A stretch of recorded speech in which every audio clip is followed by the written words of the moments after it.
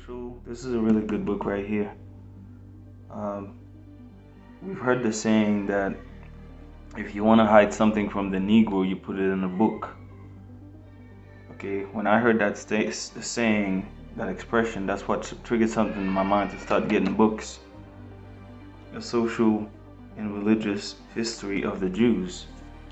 Now, if I say that I read this whole thing, I'm lying. I have not read the whole thing, but I have scanned through some of the pages and found some really key points that are really interesting about our history, the history of the real Jews. Okay, another book that I highly recommend. This one's Josephus. Okay, Josephus. I'll say it again, Josephus. When you start going through the history that this guy goes over, you will really understand that black people are the real Jews, that we are the real Jews. We just got disconnected to that history, to our heritage, just like Prophet Jeremiah said in Jeremiah 17 verse 4. Okay?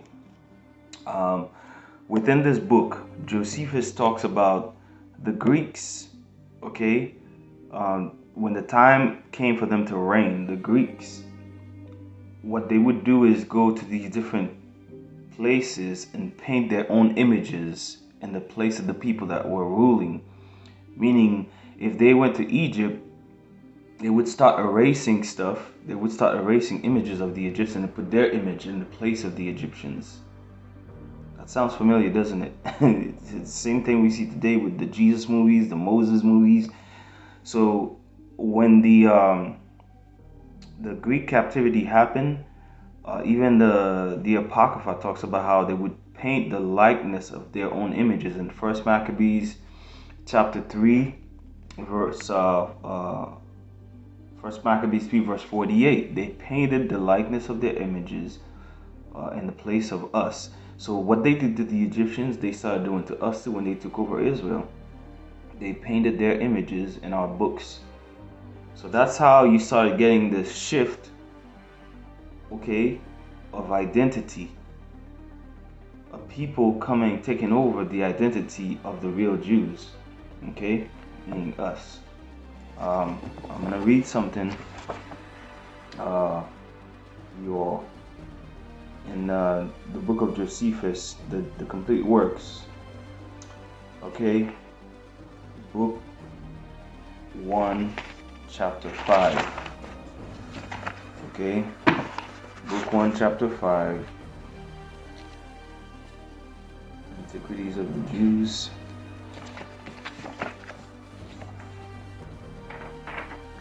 Because this is the reason why we gotta get these books, because they reveal a lot about us. They reveal a lot about our hidden history. Book 1, chapter 5. Okay, so right here I got book 1, Jewish Antiquities, from Josephus again. Book 1, chapter 5. And in the first paragraph right here, it says, and they were the Greeks, right? The Greeks. Everybody knows the Greeks are Europeans, or the biblical name for the Europeans is Edom, which means red. And they were the Greeks who became the authors of such mutations, right? The authors of such mutation is another word for change. They changed stuff. For when and after ages they grew potent, they became powerful, right? They started ruling, taking over land. They claimed to themselves the glory of antiquity, giving names to the nations that sounded well in Greek, that they might be better understood among themselves, and setting agreeable forms of government over them, as if they were a people derived from themselves. Derived from themselves. So the thing that they did to us, the real Jews, the children of Israel, they took over our identity. When the same thing happened in Egypt with Ptolemy. Ptolemy was one of the generals of Alexander the Great. Ptolemy, if you the history. Alexander the Great, I believe it was 330, 331 or 330 BC, started taking over. And he invaded Israel around that time, or 332 around that time. So he had 4 generals, right? Seleucus, Cassander, Ptolemy, and Lysimachus, I believe. So Ptolemy, out of the 4 generals that Alexander the Great had, was the one that took over Egypt. So this white guy was set over Egypt. So you gotta really think. If this white guy took over this black kingdom, everybody knows Egypt was a black kingdom. What do you think is gonna happen? He's gonna put his people in there. Okay, whenever you come up, whenever you succeed, you always try to get your people to succeed with you. You help them out. So Ptolemy obviously he's gonna put his people there, and then later on you're gonna find out all the Egyptians, the real Egyptians, were pushed out. The real Egyptians today, if you research it, you're gonna find out it's gonna be the people that live in the Sudan. Okay, very dark-skinned people, really dark. Nilotic, they're very tall, very slim, and very dark. These are the real Egyptians, okay, that were pushed out of Egypt into the Sudan. So all the dark races, including us, children of Israel, were defeated, were conquered by Europeans, by Edom. The biblical name again for the Europeans is Edom, which means red again. This is all going into the dragon in the book of Revelation chapter 12. Why do you think it specifically says that the dragon is red? Edom. Okay. So now, if you pay attention to what I just read in the book of Josephus, Jewish Antiquities, book 1, chapter 5, the Greeks claim to themselves the glory of antiquity. The glory of antiquity, the Egyptians' glory, they took for themselves. When you watch movies today about Egypt, who do they show you? They show you Europeans. Okay, they claim to themselves the glory of antiquity, giving names to the nations that sounded well in Greek, that they might be better understood among themselves. Okay, better understood among themselves. So now, when you look at the other book I showed you earlier, Social and Religious History of the Jews. Look at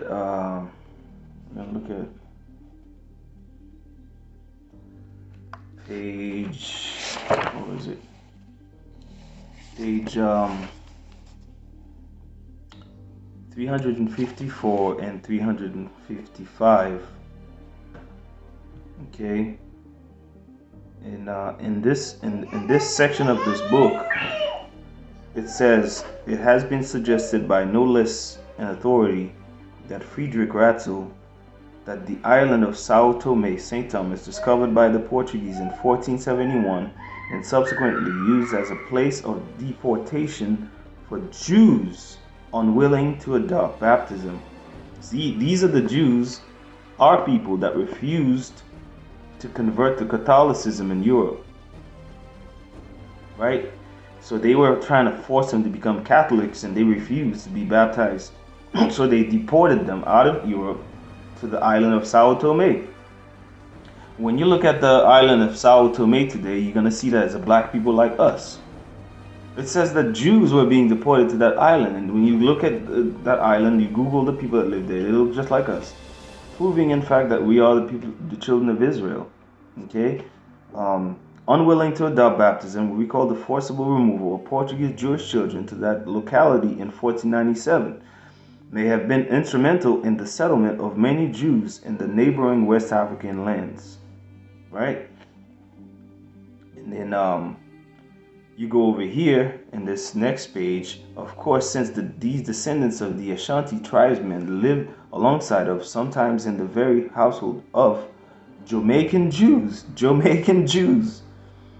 Okay, there's a man by in the book called Nature Knows No Colonize, where he talks about visiting Jamaica and he saw the Jews there. He visited Jamaica and he saw the Jews in Jamaica.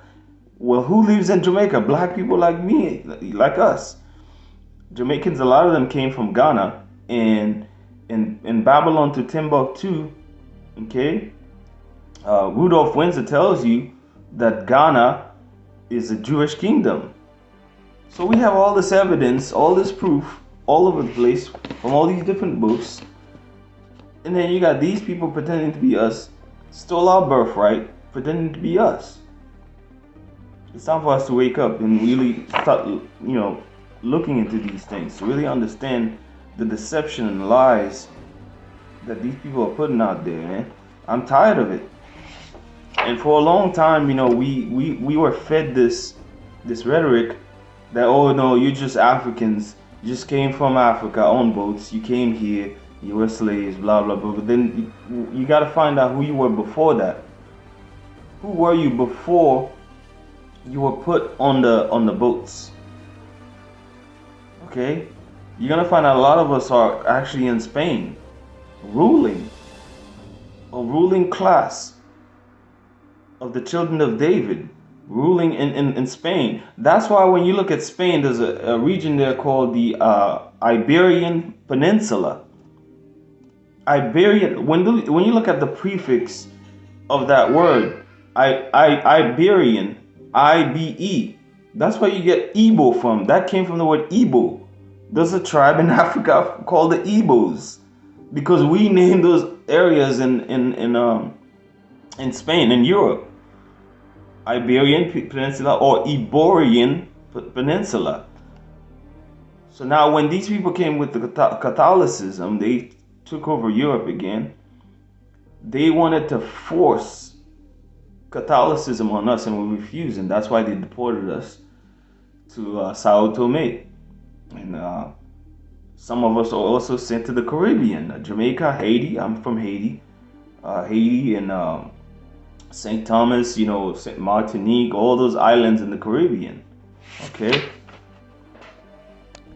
So that's why it's really important for us to really research and understand these things. Oh, one more. There's another favorite book, another book I really like. Black Jews in Africa and the Americas. So now, this is from Tudor Parfitt. Tudor Parfitt is a British professor. They call him the British Indiana Jones. Okay. So this dude over here. Let me see what page this is. Page 84. Okay. Page 84.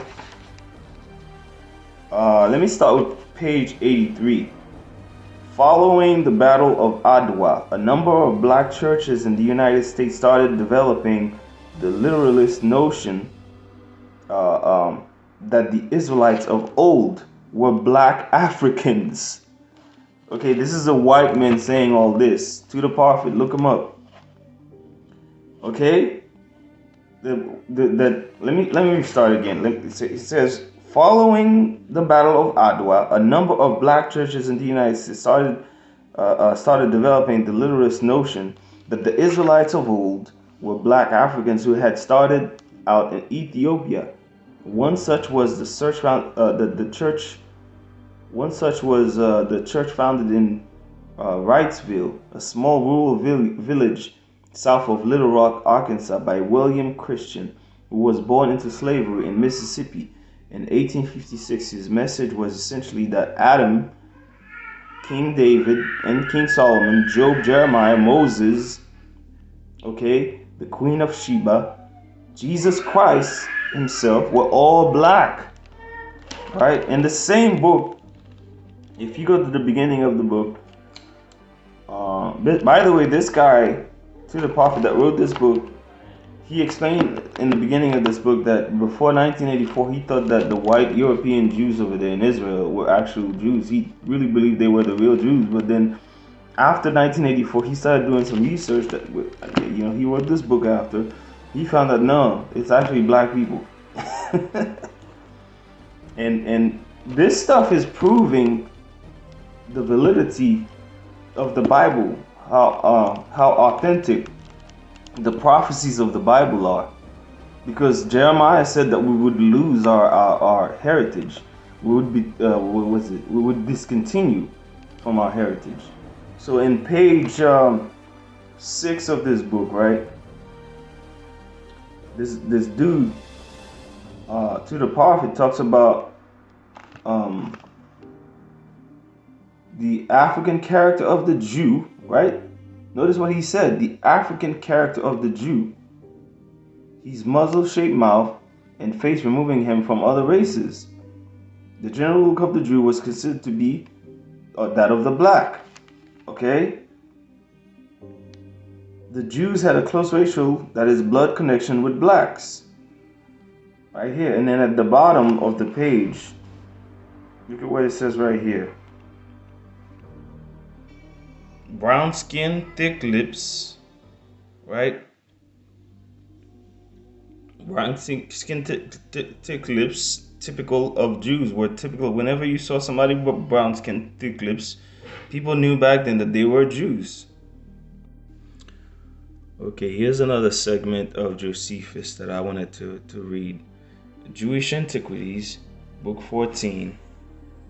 Okay. Chapter 5. Okay, this is gonna show everybody that during the time of Herod, okay, at this time when this was happening, he wasn't king yet, but he later took over. It's gonna show you that there was two different races living in Israel. Two different races. When you see the biblical movies, they show you all European, all white, right? But right here, if you look at this, it's gonna prove to you that there was two different races living together there. Okay, however, a little after this, Herod, okay, who we all know is an Edomite, a white man, upon the approach of a festival, so they had a feast day, I'm not sure which feast it was, came with his soldiers into the city, whereupon Malchus was frightened and persuaded Hyrcanus not to permit him to come into the city. Hyrcanus complied, and for a pretense of excluding him, alleged that a root of strangers ought not to be admitted when the multitude were purifying themselves. They were purifying themselves. So see, the real Jews at the time told Herod, it says it right here, Herod, Edomite. When you research Edom, you're gonna find that it's actually Europeans. That's the name that they had during the time of the Bible, Edom. So the real Jews, Hyrcanus, the people were celebrating it. They were celebrating a feast day at that time. They told Herod that you're not allowed, as a stranger, you're not allowed to enter the temple to worship because the people are purifying themselves.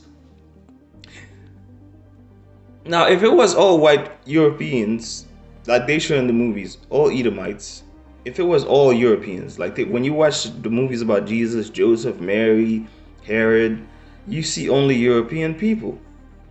Now, if it was just Europeans, why would the real Jews, Hyrcanus, tell this man, strangers are not allowed in? If those depictions are accurate and that they show you in the movies, right?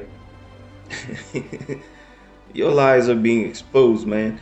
If those depictions were correct, why would the Jews tell this man strangers are not allowed? The real Jews are calling Herod a stranger or a heathen, which we all know he is a white man. That means that what? The real Jews had to be a different race than a European. When you research, you're going to find that the Fertile Crescent, Palestine, Israel, during that time was inhabited by us, Negroes, black men. There's different authors that wrote about that.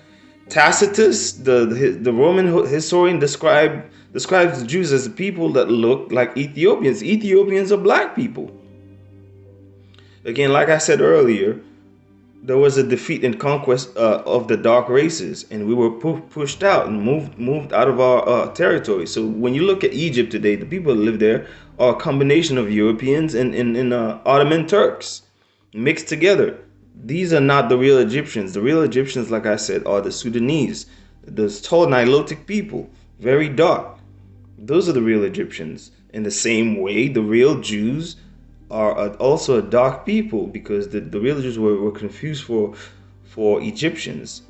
That's why when you look at Paul was confused for an Egyptian in Acts 21, I believe 38. Acts 21:38. So if Paul was a white man like they show you in those movies, why would they confuse him for an Egyptian? Also in Genesis, the book of Genesis, I believe chapter 50, Joseph was having a funeral for his father, right? A funeral for his father when his father died. And the people that saw them said, look at those Egyptians over there. Thought that was just an Egyptian's funeral when in reality it was a Hebrew funeral. Why would these people confuse them as Egyptians if they look white? Everybody knows Egyptians were dark people, so they had to be black like the Egyptians to be confused for Egyptians. I hope I'm making sense. And then when you skip to the New Testament, that's another scripture we've all read so many times, and a lot of us don't even pay attention. There's a scripture where Paul is talking about the women adorning themselves with gold and beautifying themselves, embellishing themselves. And then within that, he mentions braids.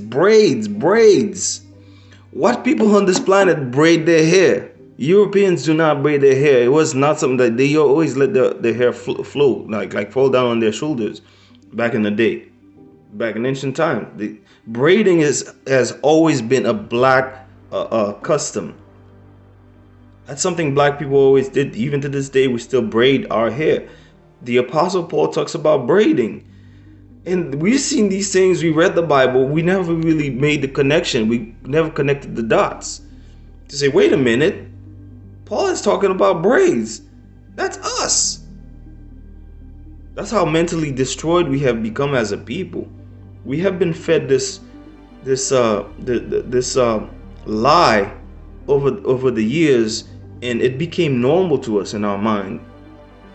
Okay, that we are the real children of Israel. Those European Jews over there converted. The first conversion was with Herod and his family. Antipater, I believe, was the name of the guy. Antipater, or the Antipater the First, which he was the grandfather of King Herod. Antipater the First, I believe, his son Antipater the Second had 5 sons. Or was it 4? I think he had 4 sons and 1 daughter. So Salome, and then so Antipater the First, his son's name was Antipater the Second. Antipater the Second had 4 sons, I believe, and 1 daughter. Among those sons, you find Herod the Great. One was Joseph, okay, and then you had Herod, which later became Herod the Great. And he was the beginning of the Herodian dynasty.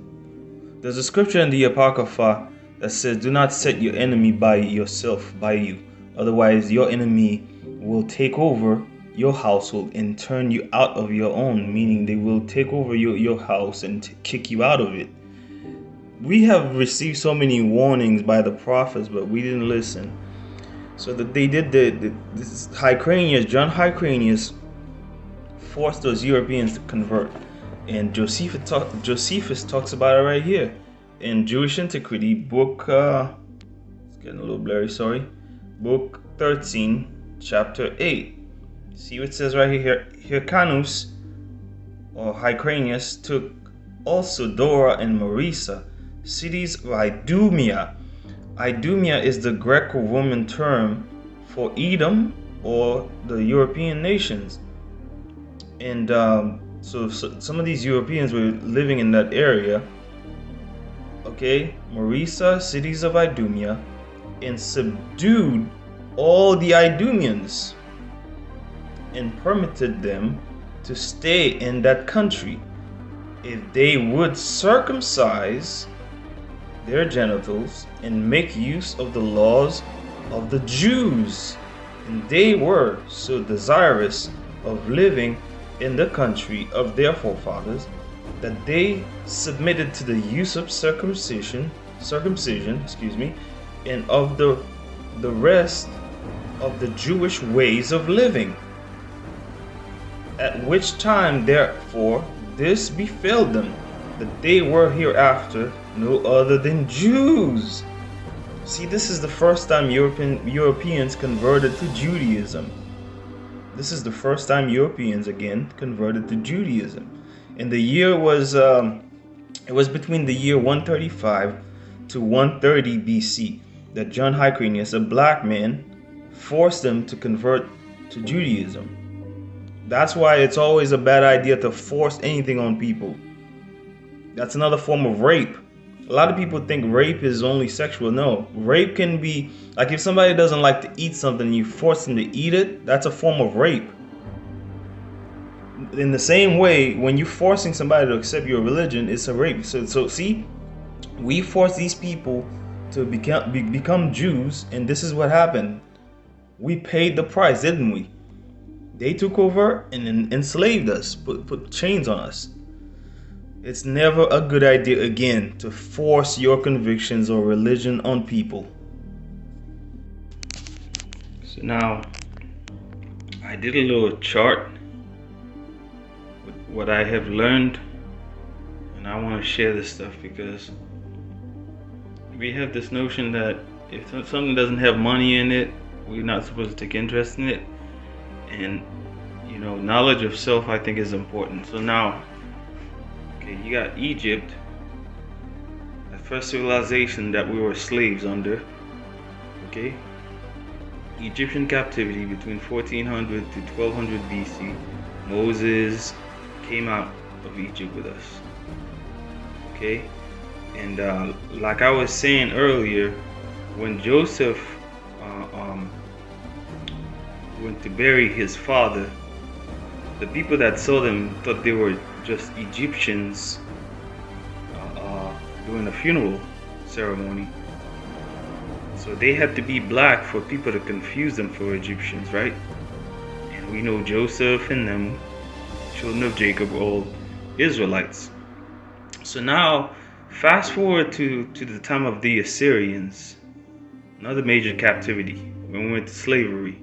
We've been to slavery. I think we went to slavery at least 7 times, if I'm not mistaken. In the year 722 BC, the Assyrians, I believe the king's name was Shalmaneser. They came and took the northern kingdom captive. Around that time, the northern kingdom mainly were taken captive. And a lot of our people, after they got their freedom, they went to live on the continent of Africa. Even today, if you go to Africa, some of the tribes can actually tell you about this history right here. They know they are part of the northern kingdom because that knowledge has been passed down from generation to generation. So our people had a habit, whenever they were in trouble, to go to Africa. If you remember the book of Kings, Jeroboam, or Yaroboam, because there was no letter J at that time, but that's all coincidence, right? Yaroboam with a Y instead of Jeroboam. Yaroboam.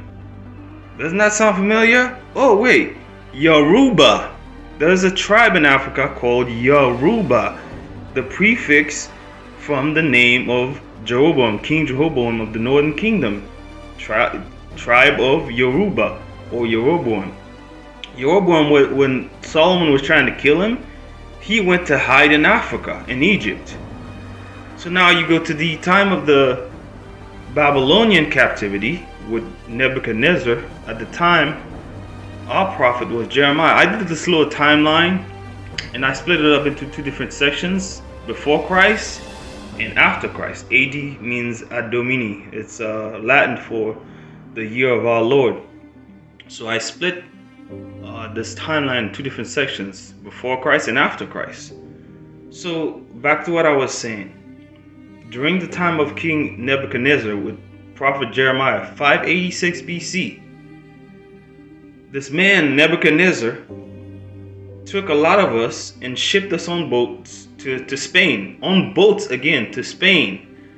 To do what? To build. Prophet Jeremiah in Jeremiah chapter 2 verse 14 said that, is that all we're going to do on this planet? Is be slaves to every kingdom?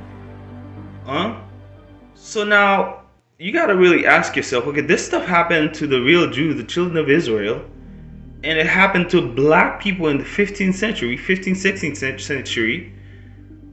Why do we have all these things in common with the people of the book? Why? When has the European people, when did the European Jews go to slavery on ships with chains on their necks? That never happened. Okay, so now after the Babylonians, of course, came the Medo-Persians, which we're not going to cover here on this little video. We're going to skip that. That's not really relevant to what we're talking about. But during the time of the Greeks, the reason why I want to go into the Greek captivity is because the Apocrypha covers this history. But what did they do? They removed the Apocrypha in the early 1800s from the Bible. So the Bible is not 66 books, it's 80 books. So they removed those 14 books because those books reveal for sure that we are the children of Israel. I will go into that later. Alright, Mattathias was a priest from the Levite family.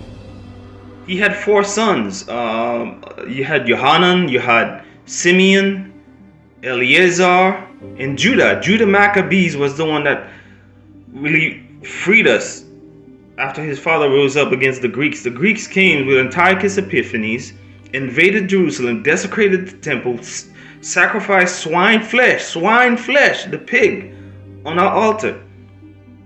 And what do our people do today? They willingly welcome that swine flesh.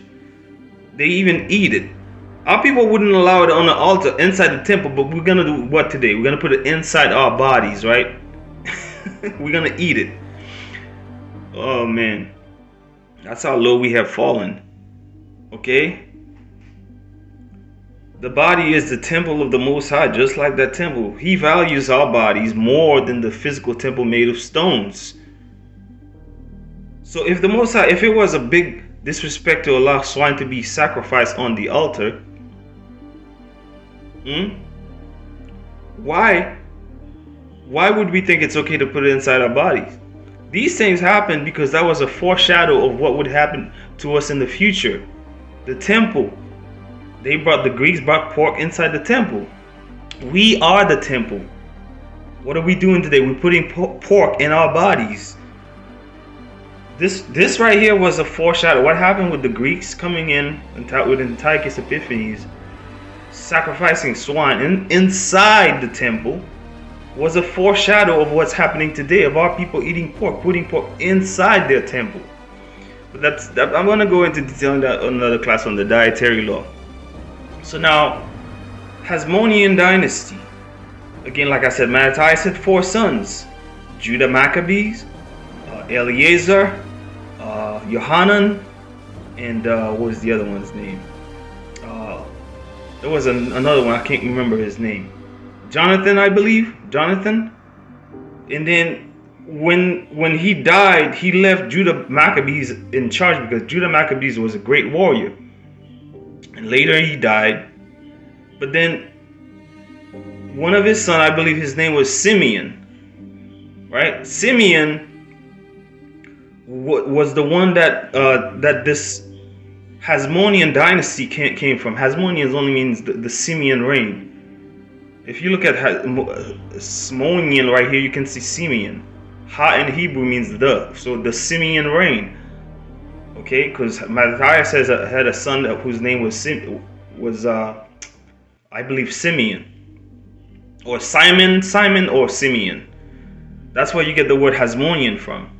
But in the year 135 to 130 BC, before Christ, one of his descendants, his name was Hyrcanus, John Hyrcanus.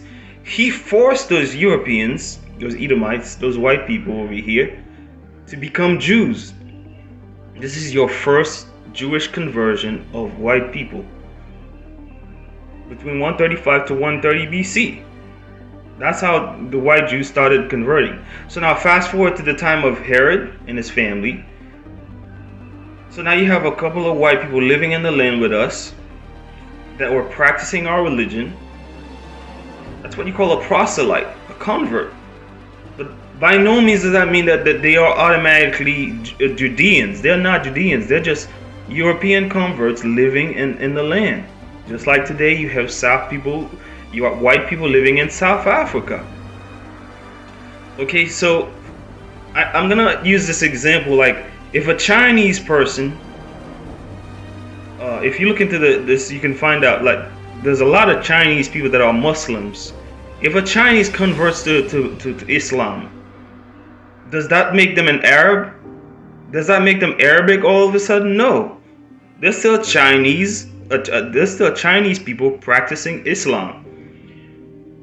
So if white people converted to our religion, does that make them Judeans? Just like a Chinese doesn't become Arabic by converting to Islam, a European doesn't become a Judean or Judean by converting to Judaism. They're just converts.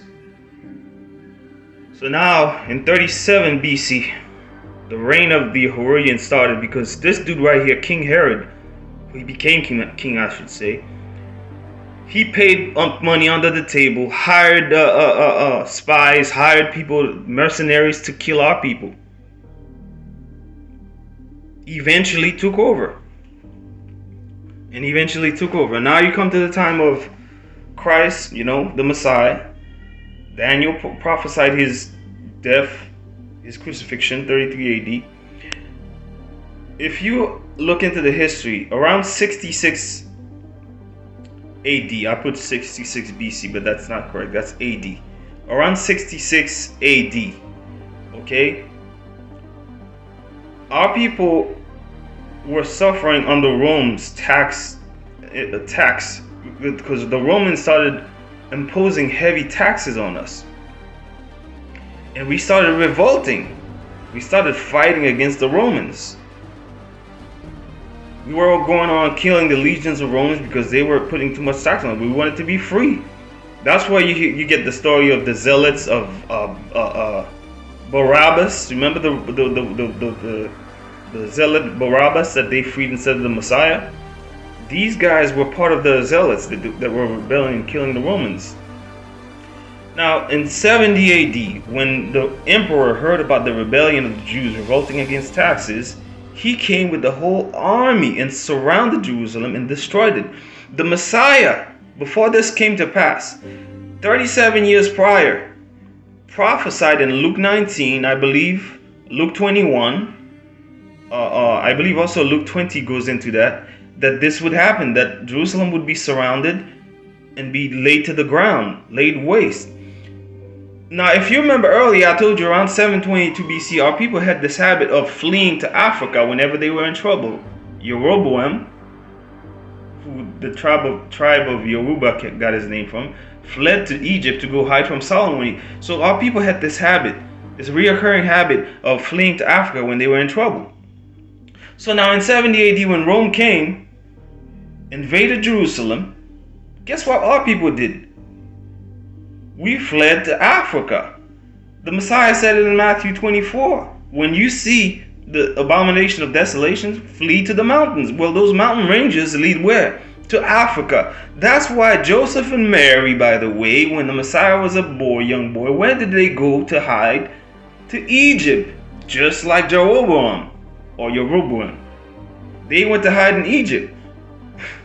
So how are you going to have some white people hiding in Egypt among all these black people, huh? Okay, so now I think the Most High for sending the prophets in these last days, Bishop Nathaniel, Prophet Arya, those men, they have been teaching me so much, and a lot of our people also are waking up. I am so grateful to be living in such a generation to see these things come to pass.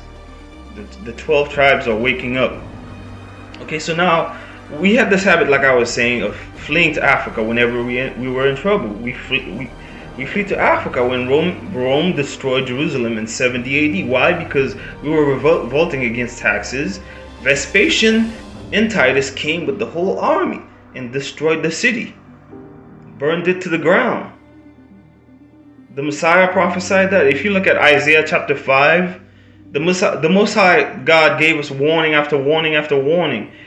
And a lot of people say, well, why did God allow this to happen? Well, we refused to listen. We killed the prophets, sawed Isaiah in two, stoned Habakkuk, killed all the other prophets, and even to the point of killing his own son, the Holy One that was prophesied, crucified him. So yeah, we asked for this. And when the trial was happening, what did they say to Pilate? We have no king but Caesar. And that's it. The Most High made us swallow our words. And guess what? The Most High set Caesar over us. That's exactly what he did. Allowed Caesar to rule over us, because that's what we said. We have no king but Caesar. We are a foolish people, man. We are very foolish. This stuff is really sad when you really think about it. The Most High doesn't play. He's very patient, but he's going to make you, if you sin, you're going to suffer the consequences. And when this happened, we fled to Africa to hide. And a lot of our people, a lot of times when we flee to Africa, a lot of us would stay there. So you got 722, Northern Kingdom, a lot of us went to Africa to hide. 70 AD. Do you think it's a coincidence there's always a 7 being repeated? 7? 722, 70 AD. The 70 years of Daniel, of captivity. This is not coincidence. 37 years, 7 after Christ, 37 years after Christ, this happened. That's not a coincidence. The Most High always works with the number 7. The 7th day of the week, the day of rest, Saturday. That stuff is not coincidence. Okay, so now, what was I saying? To get back to what I was saying, we had this habit of fleeing to Africa whenever we were in trouble. Again, like I said, there was a first conversion with Europeans before Christ in 135 to 130 BC with Hyrcanus, John Hyrcanus. He forced. That's why I say it's never good to force people to accept your religion, because it always backfires. And look what happened to us because of this. They took over the land, and look, we are exiled today, all over, scattered all over the planet. All right, so now again, there was another conversion in 740 AD with the Khazarian Empire. That's the second European conversion. The Khazarians accepted our religion, and then a few centuries later, guess what? In the 15th century, around 15th, 16th century, when the Catholic Church, Catholicism started growing, they wanted to force us to become Catholics, to get baptized. When we refused, guess what they did? They put us in slavery. They put chains on us and sold us, sent us all over the planet on boats, Caribbean, North America, Europe, to be sold as slaves. Now, what I was saying earlier about the Apocrypha, this book right here, not this book, this collection of books, I should say. The Apocrypha is a collection of 14 books, right? The Apocrypha proves that we are the children of Israel, because when you go to First Maccabees chapter 138, it says that the real people of the land fled because of them. Them who? The Greeks, the Europeans. They fled because of them. See, that happened before Christ, and that happened again in 70 AD. We fled because of Rome, and then before Rome, we fled because of the Greeks. And First Maccabee 138 is the reference you need. So now they removed the Apocrypha in the early 1800s, so you wouldn't see the stuff. So that's why now a lot of these theologians today, those pastors today, will tell, well, the Apocrypha is not canonized. It's not canon. It's not, it's just literature. It's not a canon. It's not authentic. That's what they're going to tell you. Well, if it's not authentic, why did Christ mention stuff that's in the Apocrypha? Why did Daniel talk about the Greek captivity? They removed it because they didn't want you to see this. that the real people of the land fled and left, and strangers took over the land. So I hope that this little lesson help you guys, because I've been doing my research and sometimes I slack, but this is what I have learned so far. And to me, it's like when you learn something, you have to share it with your people. All right? Shalom. Happy Sabbath.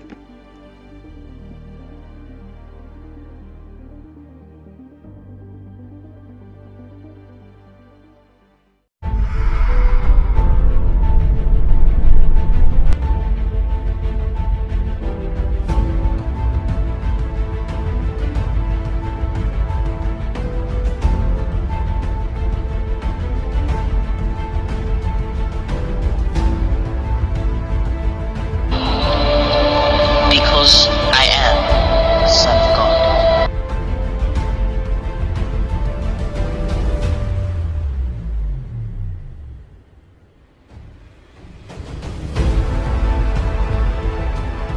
Thus speaks the Lord God of Israel, saying, Write in a book for yourself all the words that I have spoken to you. For behold, the days are coming that I will bring back from captivity my people Israel and Judah.